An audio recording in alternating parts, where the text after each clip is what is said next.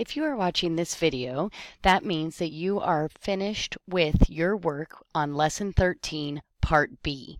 If you have not done Lesson 13, Part B yet, then you need to go to a different video, probably video 1.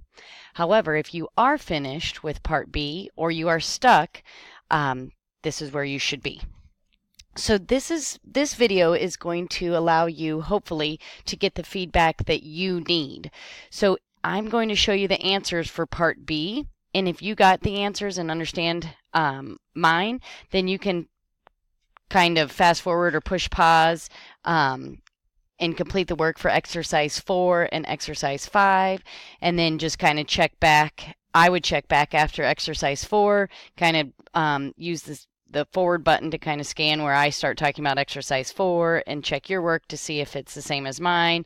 If you need help, then maybe listen to the video.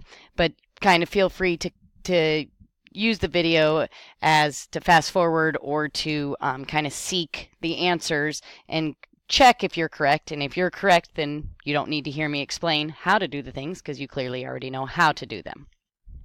Okay, so we are checking your table or your exercise 2B, I think this is. So again, we used the same table from the front, 1, 2, 3, 4, 5 gallons of blue compared to 4, 8, 12, 16, and 20 gallons of red. And then we added this total column over here. And our job was to write an equation, so an equal sign, that models the relationship between the blue paint and the total paint.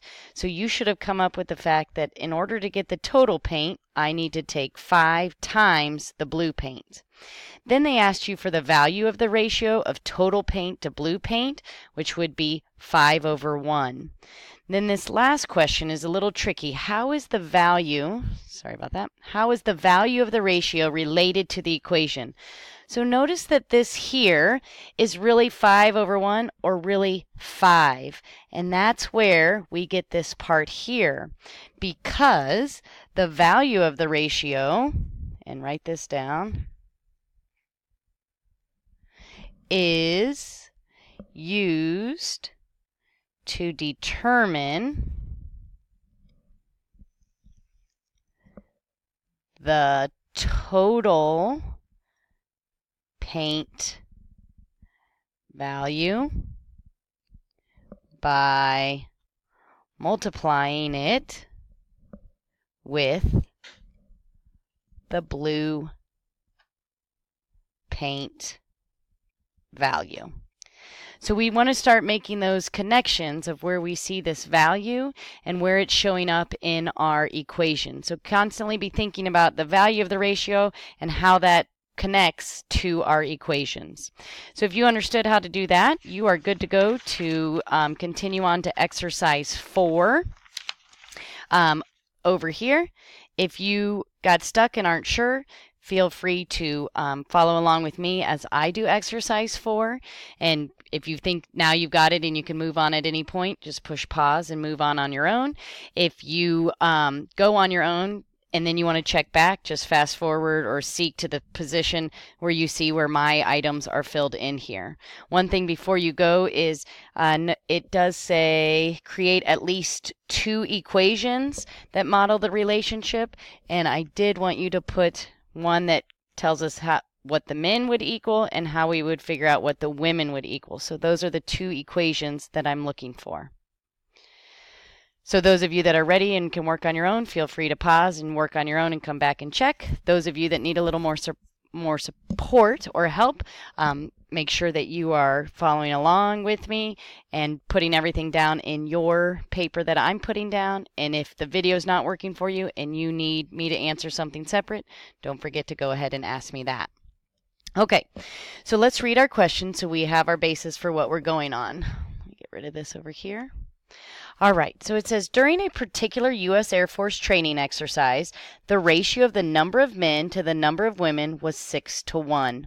Right away, I'm starting to recognize number of men to number of women. I know that's probably important because we've been doing a lot with ratios. So 6 goes with men and 1 goes with women.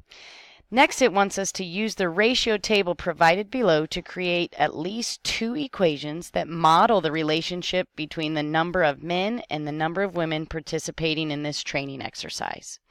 Okay, so the first thing I need to do is set up my first ratio in my table. Again, pay attention to those labels because what goes with women and what number goes with men. Hopefully you realize that men would be 6 and women would be 1. So now, as we fill in the rest of the table, we have to keep this relationship consistent. So for every woman that I add, I need to make sure that I add a group of 6 men.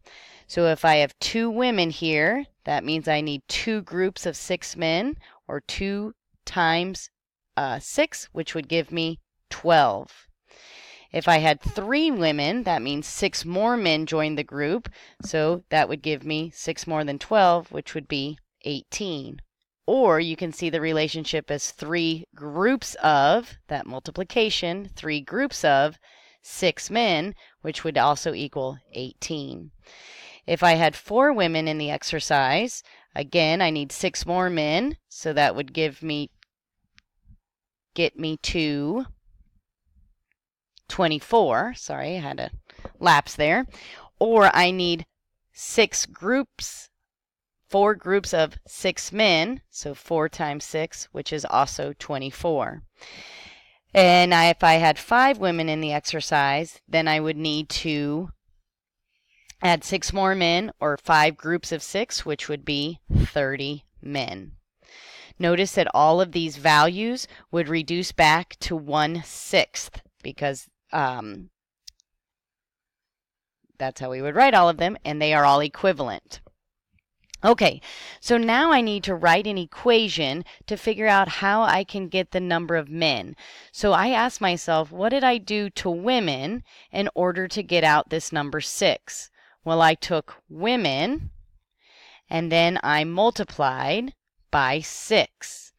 If you can see the relationship I saw here already, I noticed what I was doing was each group of women, I needed 6 groups of men for that.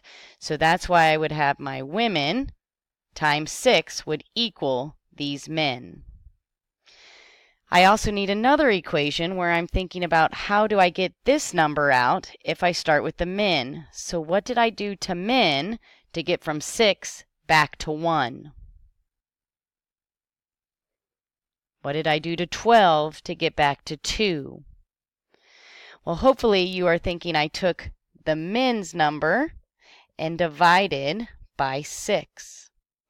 Another way I want you to think about this is that this number is also 1/6 of this number. So the women is 1/6 of the group of men. And let me give you an illustration to show that. So up here, if I had 12 men and I divided it into 6 pieces, 6 equal pieces,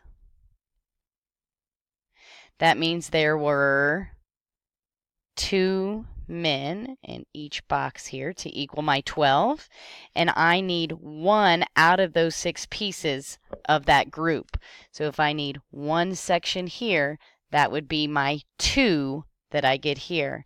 Just like if I plugged in 12 here, divided into 6 would give me 2. Because that's essentially what I did is I took these 12 men, divided them equally into 6 groups, and then how many were in each group. That would be the number of women. So again, these are the same thing. 1/6 of the group of men, or men divided into 6, will get me out the number of women that were in the exercise. Next, they say if 200 women participated in the training exercise, use one of your equations to calculate the number of men. So when I read that calculate the number of men, I know it means equals the number of men who participated. So when I'm looking up which one gives me out the number of men or equals the number of men, it would be this equation right here. So I would take the number of men, and since now I know that there were 200 women, I'm going to substitute 200 for W, and I'm going to do 200 times 6 to equal the number of men that were at the exercise. I'll give you a moment to do that. Hopefully you realize that there should have been 1,200 men, or 1,200. Basic fact, 6 times 2 is 12. 2 zeros in my question, 2 zeros in my answer. Makes it a little quicker.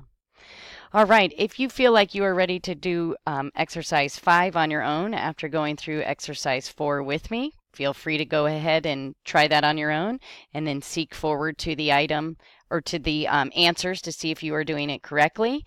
Or maybe pause, read over it, see what you can figure out, and come back and join me. Or you can stay with me, and I will walk you step by step through these as well.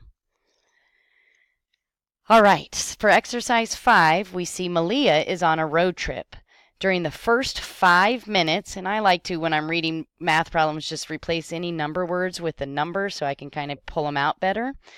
During the first 5 minutes of Malia's trip, she sees 18 cars and 6 trucks. Assuming this ratio of cars to trucks remains constant over the duration of the trip, complete the ratio table using this comparison. Let T represent the number of trucks she sees, and let C represent the number of cars she sees. Okay? So they say, what is the value of the ratio of the number of cars to the number of trucks? So value of the ratio, I know they're talking about a fraction in lowest terms, and they want me to do cars compared to trucks. All right. So first, I know 18 cars means 6 trucks. So I know this is 6 over here. So now I'm kind of looking at a pattern. What did I do to 6 to get to 18? What's the relationship of those two numbers? Well, I know 6 times 3 equals 18. So I'm thinking that might be the relationship. Let me see if it holds up for the other patterns. So 3 times 3, because I knew that was 18. 3 times 3 would be 9 cars, and 1 times 3 would be 3 cars. So let's check our pattern here. This would be plus 2, and this is plus 3. If I reduce the value of these, this one would be 1/3, 3/9. If I reduce it, dividing by 3, divide by 3, that would be 1/3. 6 to 18 would be, divide by 6 is 1, divide by 6 is 3. So I know they're equivalent, so that tells me I have done this calculation correctly. So now, what is the value of the ratio of the number of cars to the number of trucks? Cars to trucks would be 3/1, which I know is the same as 3 wholes. So now, what equation would model the relationship between cars and trucks? So model that relationship, and they want an equation, so an equal sign. Well, that tells me, how do I get the cars? Cars would equal, what did I do to trucks to get my cars? Times 3. So if there's cars, I know how many trucks. I need to take the number of trucks times 3 to equal my cars. Oops. It's late, just me and the janitors here tonight, so the lights keep going out. Okay, I can also do the relationship of trucks, because if trucks equal to the number of cars, I would have, what's that? What am I doing to 3 to get out 1? What am I doing to 9 to get out 3? That would be cars divided by 3, or cars are 1/3 the number of trucks. So then it says, at the end of the trip, she had counted 1,254 trucks. How many cars did she see? I'm going to have to stop and do another video now. So if you can go to video 3, if you need to, check in on exercise 5.